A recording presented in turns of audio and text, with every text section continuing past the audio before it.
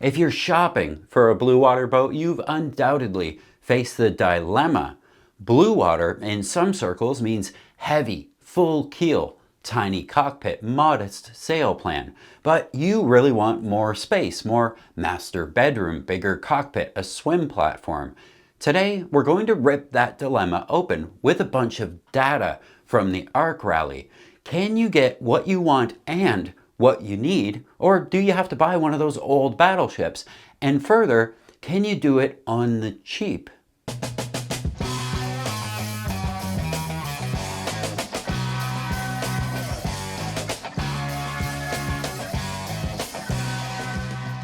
I was watching Sailing Zingaro because I love his channel and I love his thoughts and opinions on things. And he has this one video, Best Blue Water Boats Under 50 Grand, right up my alley. It's a great video and you should for sure check it out. Links up at the top. He lists all these boats like the Tiana 37, Alberg of course, Halberg Razzies. And he's totally right. These are the best blue water boats for under 50 grand.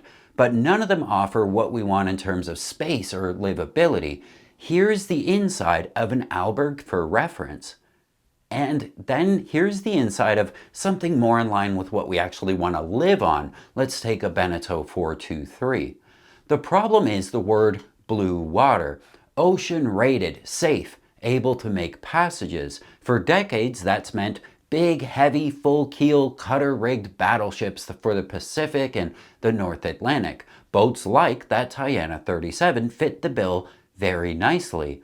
On the other hand, though, we have production boats like that Beneteau 423 that just aren't as strong as the old battle axes, but did give us what we want for livability. And if you wanted both the ocean battle axe and the condo livability, you had to spend a ton of money. Reference the Island Packet 440, which is truly both things.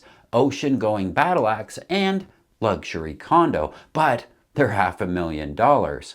But for the last 20 years or so, the sailboat world has been changing. With Starlink and GPS and EPIRBs, ocean travel has been getting a lot safer, weather forecasts better, boats faster, more harbors to hide in, and more people sailing around in their retirement.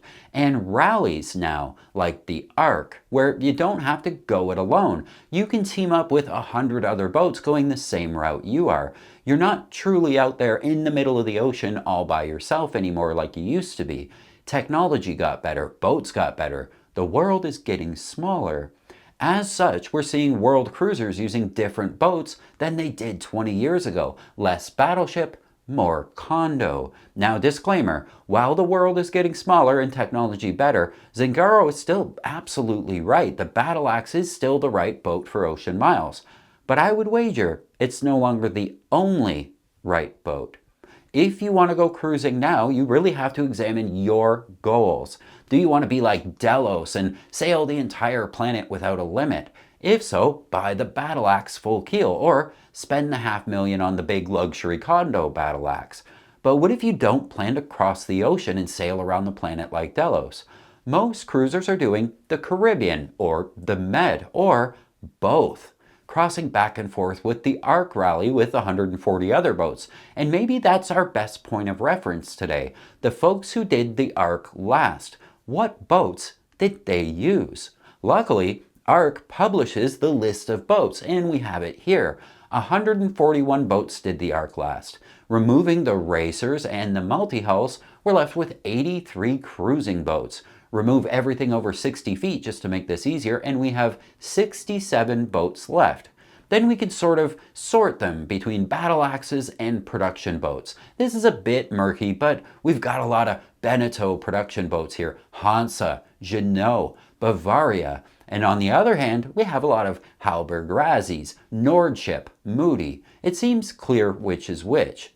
The end result of those 67 boats, 31 are what we'd call battle axes. 36 are general production style boats. So 53% of the ARC Rally boats that crossed the ocean together from the Med to the Caribbean last were production style boats. Safe to say then that if your cruising plans are less than a circumnavigation, you do plan to stay on the beaten path of the Caribbean or the Med, And if you do plan to cross the Atlantic, you'll do so in a rally. You should be fine to use a production boat. Big words, I know, but 53% of the ARC did it, so it's just data. So if a production boat is good enough, what do we buy that's actually cheap? Obviously, cheap is a relative term, and there are no cheap boats in reality, but let's say less than those $500,000 island packets. My first choice for a cheap Bluewater production style boat would have to be a DS. Jeanneau Sun Odyssey 42 or 43 DS boats are awesome. These are showing up for under 150 grand now, and 42 feet is right on the money for small enough for you and your spouse to handle it, but big enough to have the livability that you want. 20,000 pounds heavy enough to do the arc crossing, 13.5 feet wide, swim platform, and the money for the DS is on the inside, those big windows. Don't buy a Jeanneau with curved windows, of course, because it's hard to find replacement material, but these flat big windows are beautiful, and any plastic shop can cut you some new ones. They first built the 42DS in '07, so these are getting older. If the one you find doesn't have new rigging yet, it's due for standing rigging before you take it offshore.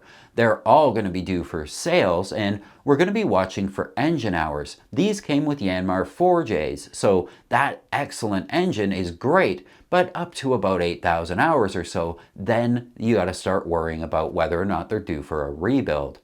These are also old enough boats that the manufacturer didn't expect you to have to install a water maker, so they carry 94 gallons of water and 34 gallons of diesel. One of these DSs fitted for a light air sail like a Code or an ASIM would be a perfect family cruiser for the Med and the Caribbean, and very capable of making the Arc Rally crossing if that's on your bucket list.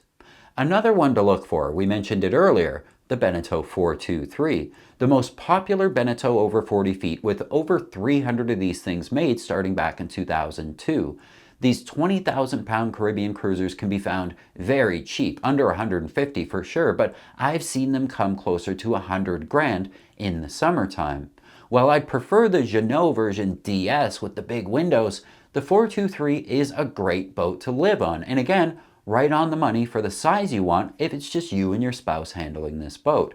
These carry 154 gallons of water and 53 diesel and are routinely found in the Arc Rally sailing the Med or the Caribbean. But again, watch the age. At 20 years, they're going to be due for standing rigging, a $20,000 expense typically. Sales, another 10 or 15 grand, and possibly engine work. But all in all, a great boat to spend your retirement on. Another popular ARC boat, the Hansa 400, very popular and again near 20,000 pounds like the other two we looked at, also with a Yanmar and build starting in 2006. This boat does everything its French cousins do with a different sort of flair and style on the interior, but very accommodating and easy to live in for the retired couple. Also easy to find at around 120 grand. While the sailing world remains fairly divided between these beautiful, often older, traditional style battle axe boats, more than half of people, it seems, are leaning into these newer production style boats. Now, I can't make that choice for you, but I can tell you a lot of other people have gone to the newer style of boat and never looked back. What I can tell you is the production boat may be better to live with, but if you hit a shipping container or plan to run the boat up on a reef at 7 knots, you'll be happy that you bought a full keel battle axe. But the rest of the time, anchored off the perfect cruisers beach in Black Point, Bahamas, you'd be grateful for the space and the swim platform sugar scoop of the newer boat. When family comes to visit, you'll be glad you bought the floating condo. When you go fit 1,200 watts of solar, the condo will win again because you just can't do that on a Tiana. It really comes down to you. What kind of sailing do you want to do? If the Arc is any reference here, and I think it should be, 53% of cruisers have turned the page. What do you think? Let me know in the comments. And if you had fun today, please smash that thumbs up button for me. The mission here at Lady K Sailing has always been to get more people sailing more easily, and I sure couldn't do it without your help. A big shout out to the patrons who support this channel for as little as a couple of bucks an episode. Thank you so very much. If you'd like to help support that mission of getting more people sailing more easily, please consider becoming a patron. Until next time, friends, keep the heavy side down, but not too far down. I love you guys.